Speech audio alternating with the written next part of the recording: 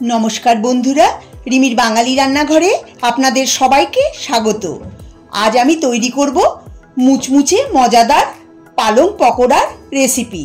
खूब कम उपकरण दिए चटजलदी एरकम मुचमुचे दारुण स्वादेर पकोड़ा आपनारा बाड़ीते बानिये फेलते पारबेन।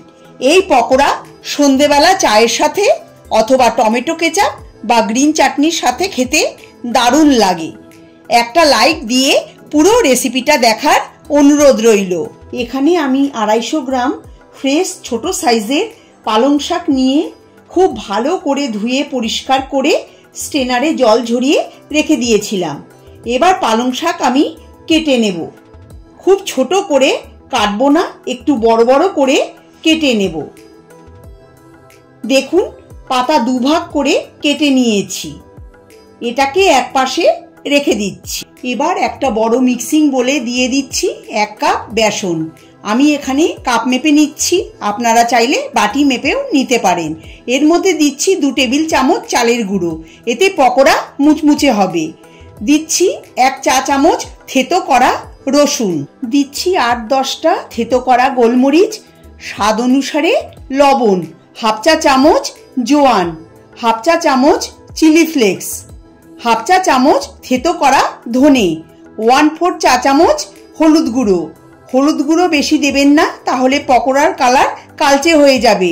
दिচ্ছি 2টো काँचा लंका मिहि करे कुचिए।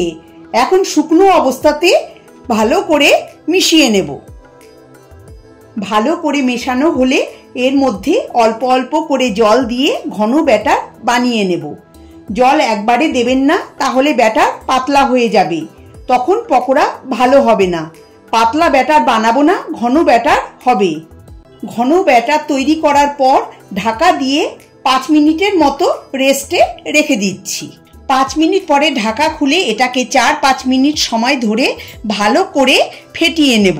যত ভালো ফেটানো হবে পকোড়া ততই ভালো হবে। আমি এর মধ্যে বেকিং সোডার ব্যবহার করছি না।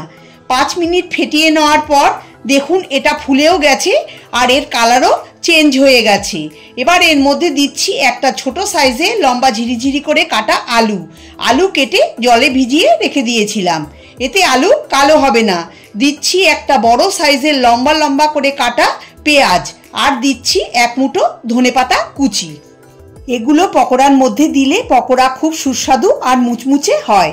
সবার শেষে দিচ্ছি কেটে রাখা পালং শাক। এবার এই সব উপকরণগুলোকে বেসনের সঙ্গে হালকা হাতে মিশিয়ে মেখে নেব। খুব চেপে চেপে এগুলোকে মেশানো যাবে না, হালকা হাতেই মেশাতে হবে। এর মধ্যে খুব বেশি বেসন ব্যবহার করবেন না, ঠিক এরকমই হবে যেমন আমি মেখে নিচ্ছি। দেখুন বেসন পালংয়ের সঙ্গে খুব ভালো করে মিশে গেছে। এবার আমি পকোড়া ভেজে নেব। এটাকে মেখে রেখে দেব না, সঙ্গে সঙ্গে ভেজে নিতে হবে। ফ্রাই করার জন্য কড়াইতে বেশ কিছুটা পরিমাণে সাদা তেল গরম করে নিয়েছি। এবার গ্যাসের ফ্লেম মিডিয়ামে করে মিশ্রণ থেকে অল্প অল্প নিয়ে তেলে ছেড়ে দিচ্ছি। পকোড়াগুলোকে খুব ছোট বা বড় বানাবো না, মিডিয়াম সাইজে করব। পকোড়া ছেড়ে সঙ্গে সঙ্গে নাড়াচাড়া করবেন না, তাহলে ভেঙে যেতে পারে বা প্যানের গায়ে লেগে যেতে পারে। কিছু সময় হওয়ার পর উল্টে দিয়ে ভেজে নিতে হবে। আর ফ্লেম মিডিয়ামে রেখেই পকোড়াগুলোকে ভাজতে হবে।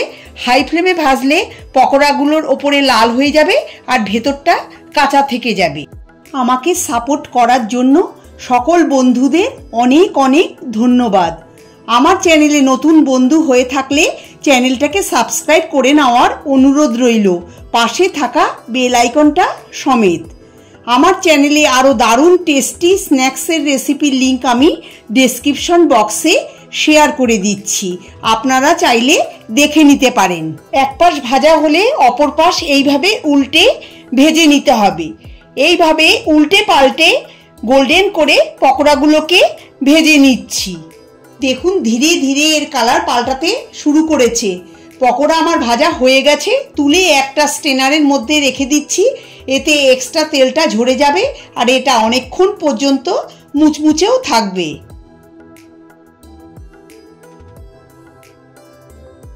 ফার্স্ট ব্যাচের পকোড়াগুলো আমার ভেজে নেওয়া হয়ে গেছে। এই একইভাবে আমি সেকেন্ড ব্যাচের পকোড়াগুলো ভেজে নিচ্ছি। সব পকোড়া আমার ভাজা হয়ে গেছে। এই পালং পকোড়া বিকেলে চায়ের সঙ্গে বা টমেটো কেচাপের সঙ্গে গরম গরম সার্ভ করুন। আমার আজকের এই রেসিপি আপনাদের কাছে কেমন লাগলো অবশ্যই জানাবেন। যদি ভালো লেগে থাকে তাহলে আপনারাও বাড়িতে অবশ্যই একবার ট্রাই করে দেখতে পারেন। আশা করি আপনাদেরও ভালো লাগবে।